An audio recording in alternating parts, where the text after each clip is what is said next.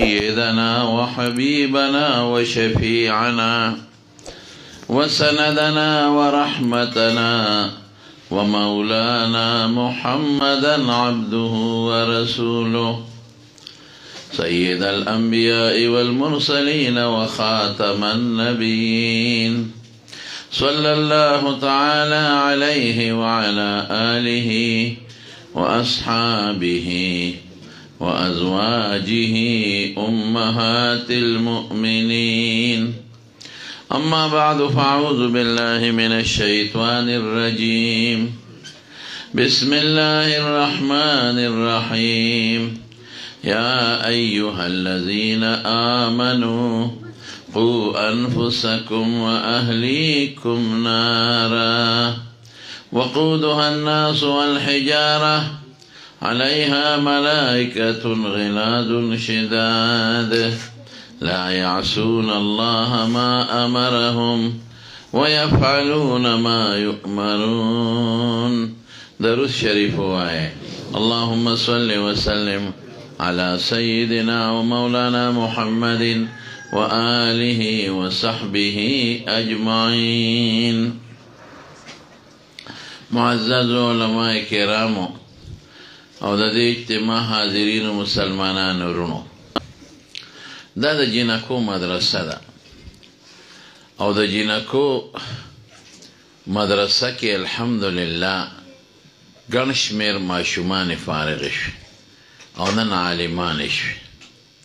الله پاک زمونږ د عالمانو نه د دین خدمت لري. چا له خدای توفیق ورکړی د هلکانو مدرسې جوړې کړې او چا د جنکو، چا د حفظ مدرسې جوړې کړې، چا د ناظري او چا د تجوید. او خدای پاک د دې زمونږ د دې علماو او حافظانو او قاریانو نه ډېر لوی کار دی. قسم دې د ملک په دې خلکو خدای آباد کړی دی.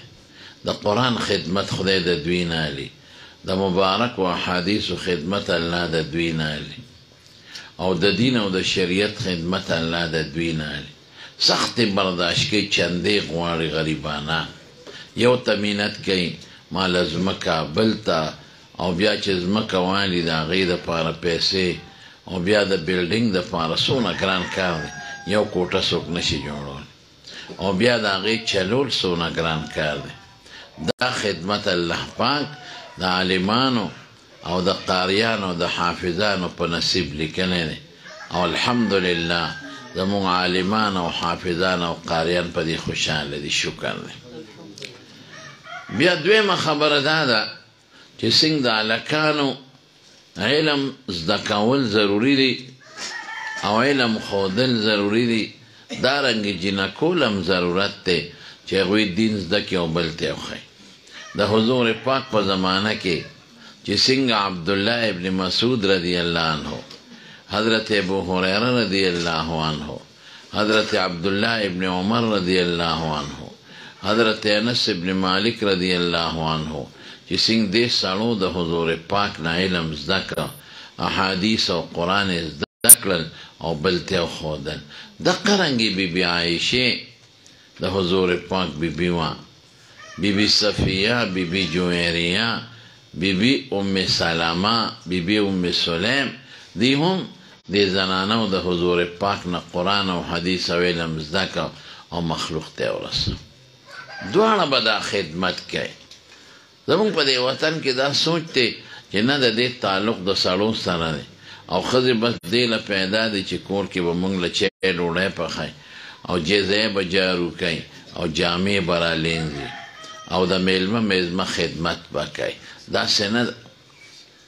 هغه به کور کوي خدمت، ته به بار خدمت کوي، ته به بار ګوټ کوي، چاري به کوي، د پټي خدمت به کوي، دا به کور خدمت کوي، ته به یې راوړې، هغه به یې پخوي. خو چې څنګه ته د دین نه خلاص دی، دین به زده کوي. دارنګې هغه هم د دین نه خلاصه نه ده او دین به زده کوي او خلکو ته به یې ښایي. او نن سبا خو د زنانو د مدرسو ډېر ضرورت دی.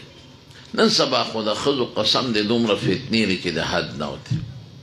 ښځو کې یو څو مرضونه دي، سړو کې هم شته خو کم.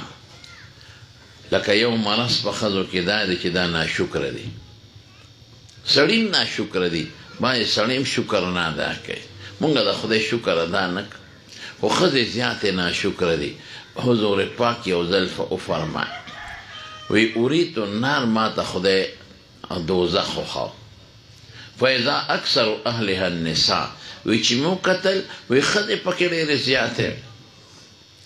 نو بیا تپوس کې بما یا رسول الله، دا ښځې په دې اور کې ولې ډېرې دي؟ وی دا بکفرهن، دوی د ناشکرۍ د وجې نه ناشکره دي. نو صحابه تپوس کې یکفرن الله، وی د خدای ناشکره دي.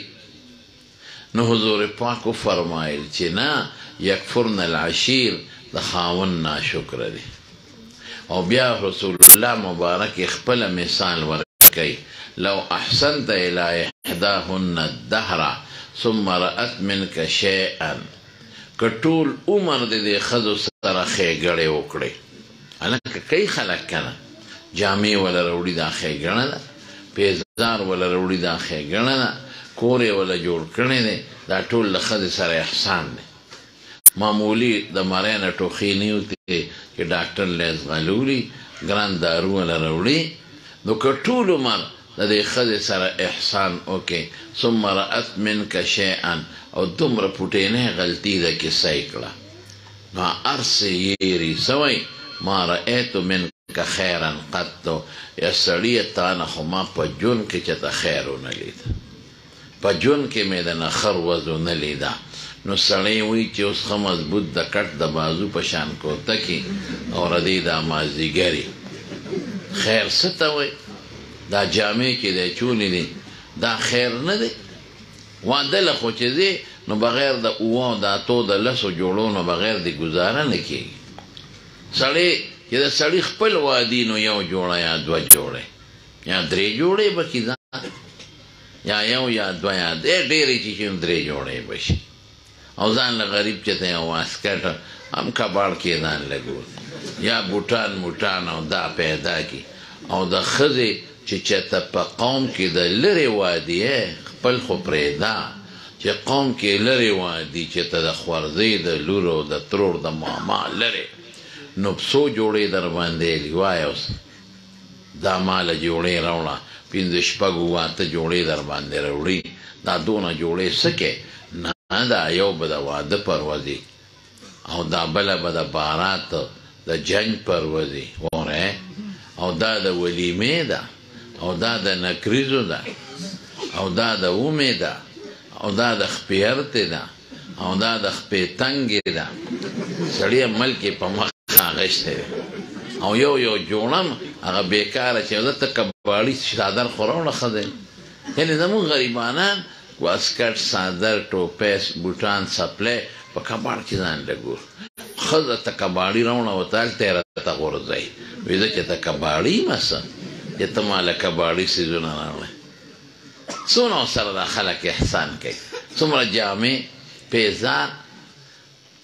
او دا وایي ما د نه خیر نه دی لیدلی. نو دا اوږدو سوکو کیړی چې دی چولی دی او ټقار ته یې وباسي، او دا لنټري کوټه کې چې اوسېږي، دا خیر نه دی. دا بېګا چې دی چرګ وواو، دا خیر نه دی.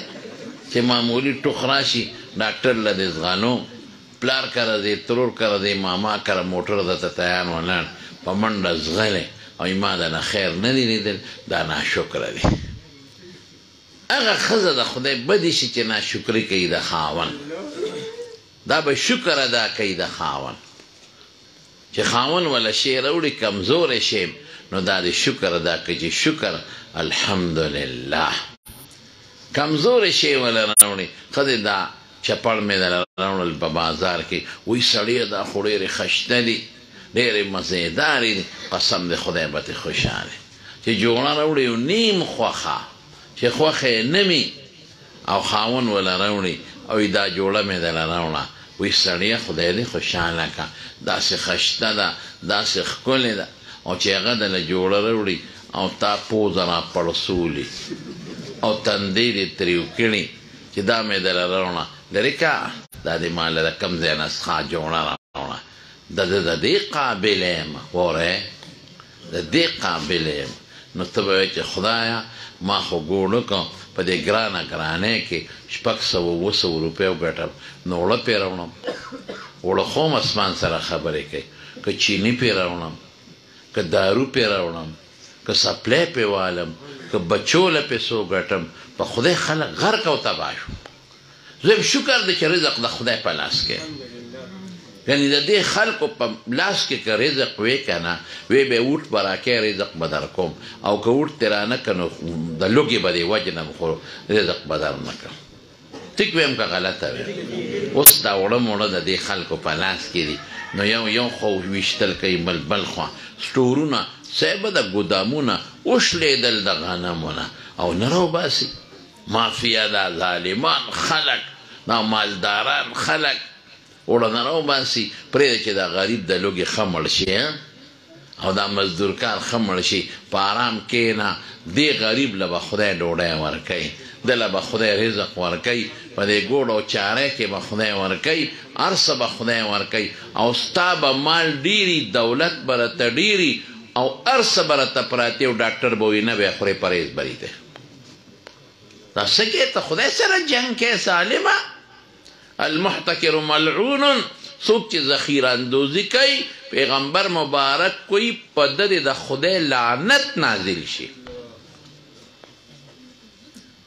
په دې ګرانۍ کې ښځې له سامان راوړه او دا بیا څه وایي ما دنه خیر نه دی لیدلی یو دا مرض دی دویم مرض پکې څه دی دویم مرض پکې بې ستري ده رښتیا وایه څومره بې ستري ستاسو دا ښځې خو جنتیانې دي ښکلې بورقې په سر کړي دي او غټ پړونې په سرې تاسو ورشئ اسلام آباد ته تاسو لاهور ته لاړ شئ تاسو کراچۍ ته لاړ شئ تاسو پیښور ته د دې ښځو مارکیټونو ته لاړ شئ قسم د ښځې بربنډې ګرځي دې ته زه بربنډه ویم چې په سر یې لوپټنې کړم سټې ښکاري مری ښکاري دا بربنډه نه ده نه تنګې او تروشې جامې اچولې دي او نری جامې اچولې دننه یې وجود ښکاري او په کمیسونه یې غورځولي دي د هغې په ځای په بنینونو کې ګرځي او پرتوګونه یې غورځولي دي د هغې په ځای په پتلون کې ګرځي دا د ښځو انصاف دی دا بېدینه ښځې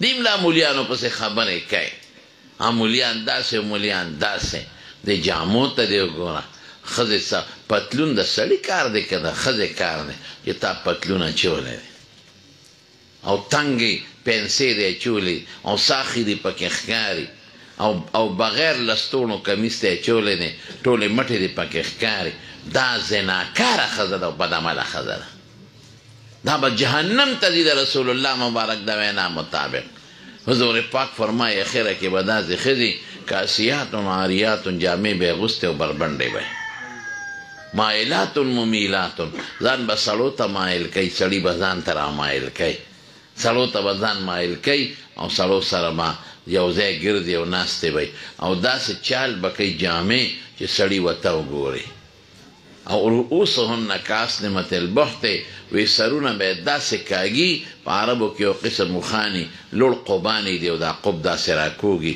دقسې به دا سر کوږ وړي د ناز نه او مکیز نه او خلق به ځان ته راڼي د مسلم شریف حدیث دی ړومبې به په دې خلکو الله به ړومبې په دې خلکو دوزخ ډکوي غرقې شوې تباه شوې ازادي په یونیورسټو کې په یو بینچ دواړه یو بل سره لکه وجینۍ ناست دی دا بې ستري دا د خدای قهر له دعوت ورکول او زمونږ په دې وطن کې د زنانه ګورې پوه شي اکثر په دې ودونو کې زمونږ زنانه د جارجټ او د سیپون نری لوپټی په سر یې پای کې مونځ کوي په دې کې والله که مونځ کېږي قسم مې راته وخوړه یو اندام چې څلورمه یې څه ښکاره شي مونځ نه کېږي د دې غونډ سر ښکاري د سر ویښته د دې سټ ښکاري مری ښکاري لیچې ښکاري د دې مونځ د کوم دی نه وشو او په دې ودونو کې اکثر ښځې نوک پالشې مږي په دې نوکانو دې کې نه قسم دی که اودس یې کېږي نه اودس کېږي نه یې غسل وځي دې په ځای دې نکریزې پورې کوي نو دا ښځې ښه دا په دې شونډو باندې هغه څیزونه میدونه ومږي هغه پالشې او په هغې کې بیا اودس کوي نه دې سره اودسونه نه کېږي دا ولې ښځې داسې بې ستره شوې او بې ستري کوي نو دویم مرض د ښځو بې ستري ده. دریم مرض یې څه دی؟ دریم دا دی چې ښځې بې علمه دي. ګورې منځونه نه ورځي ډېرو ښځو له، قرآن په صحیح طریقه ته دې واورمه نه به ورځي. یو بوډۍ ښځه وه، ما ته په خپله مونځ اوره، مې ته ما ته مونځ تېر که نه یې تېره؟ ما ورته وی زه یې ماشوم لوی کړی وم، پوټینۍ یې لوی کړی وم، په غېږ به یې ګرځولم، مشره ښځه وه. ما ورته وی ته ما ته تېر که، مجبوره مې کړه. نو چې مونځ یې تېره وی خدایا یو بل شان مونځ، الحمدو لله رب العالمین، نه رحمانې نه رحیمې. وی خدای دا دې څه ووی؟ ته خو ته کفر طرف ته لاړ، قسم دی چې مونځ دې غلط دی او د کفر الفاظ وی. ما ته څه وی؟ وی ما ستا د نیا نه زده کړی دی. وی اوسه پورې ما ته وی په مونږ په غېږ ګرځولې، ماشوم هم لوی کړه، او ستا مونځ ټیک شو، زما خطا شو. مې استاد سره زه څه ووایم؟ زما نیا خو د نیم کلي استاده وه، قاریه وه، دا ته څه وی؟ مې مونځ یې غلط دی. دا تاسو ته قرآن شریف واوروئ، مړه داسې قرت به راته ووایي چې هغه خدای خبر 7 عشره به وي او که 8 عشره به وي او که 20 به وي، په پته به یې پوه نه شوې چې دا څه بلا لګیا ده. ښه یو بل مرض هم دی پکې، ښه ښځو کې خفه کېږي دی نه، یو پکې بد اخلاقي ډېره زیاته ده. په ښځو کې دا شته. بد اخلاقي سره رښتیا ووایه خیرې کوي که نه کوي؟ په معمولي خبره بچي ته خیرې کوي، چې زوی ارواني وکړي ته خدای دې مړ کا، وی ته خدای دې سټکورې کا، وی ته خدای دې ځواني مرګ کا. ګوره واورئ ښه، حضور پاک فرمایي چې یو ښځه زوی ته خیره وکړي چې خدای دې مړ کا، دا زوی الله رونیسي نو مړ یې کړي.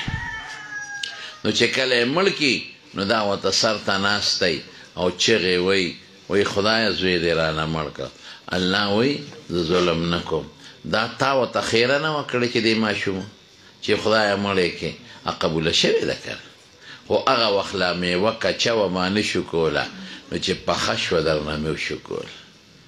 او د دواړو جهانو مبارک سردار فرمایي، د ترمذي شریف حدیث دی، وی بچو ته خیرې مه کوئ، مور او پلار ته وی وی داسې وخت کې به ستاسو د خولې نه خیره وځي چې به د سوال د قبلېدو ټیم بیا به وروسته ستومانه. نو ښځې خیرې ډېرې کوي بچو ته، او په لږ او خاوند ته خو سم ځمکه ورپسې ډبئ، که یریږي مخامخ ورته څه نه وی، ورپسې شا ورپسې دغه ډبئ. او انګور او خواښې دا خو نن سبا د سپي او د پیشو جود دی، نیکبختې ده، خواښې ده، دا خو ستا د مور په ځای ده که نه. بوډۍ د غریبه نه پوهېږي، او چې د انګور نه تپوس وکړي چې خواښې دې څنګه ده، وایي دا چیچلکه خدای مرداره کړي، او دا خدای مړه کړي، او دغه پلان کې دا ګور قسم په خدای دا ګناه ده، قسم مې راته وخوړ. د خواښې ولې ظلم کې، ولې زیاتې کې؟ ته چې نن د دې کور سردار یې، د دې بوډۍ خواښې د لاسه دا زوی چا راوړی دی؟ دې بوډۍ. دا چا لوی کړی دی؟ دې بوډۍ.